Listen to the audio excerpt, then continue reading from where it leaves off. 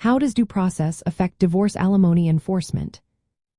Imagine trying to collect alimony payments and feeling like your rights might be overlooked. Well, due process is what keeps that from happening. It's a fundamental part of the legal system that makes sure everyone gets a fair shot. When it comes to enforcing alimony, due process means the spouse who owes support must be properly notified first. They have to know what they're being accused of and get a chance to respond. This isn't just a formality. It's a safeguard to prevent unfair actions. Before any enforcement measures like wage garnishment or seizing assets happen, the court needs to review the case. Usually, the spouse seeking enforcement files a motion or petition with the court. The judge then looks at the evidence, confirms the validity of the original alimony order, and decides if enforcement is justified. This step is essential because it prevents wrongful or unnecessary penalties. Courts also have to follow specific procedures when they order enforcement tools. For example, if they decide to garnish wages, they must give the paying spouse notice and an opportunity to contest the action.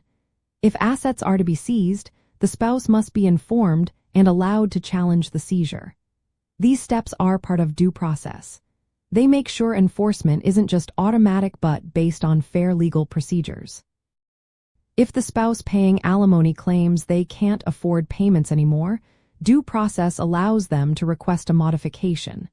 They can also raise defenses if they believe the enforcement is unfair or incorrect. The court then considers these arguments before making a final decision. Even when enforcement involves multiple states, due process still applies. The proper legal steps must be followed in each jurisdiction to protect everyone's rights. This means that if a spouse lives in one state and the other in another, enforcement actions still need to follow the correct legal procedures. So if a spouse stops paying alimony, the supported spouse can't just go to court and demand action. They must follow legal steps, notify the court, and let the other spouse respond.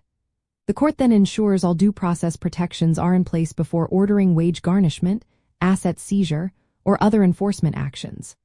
If the paying spouse ignores court orders repeatedly, penalties like fines or jail time can be imposed, but only after all due process steps are followed.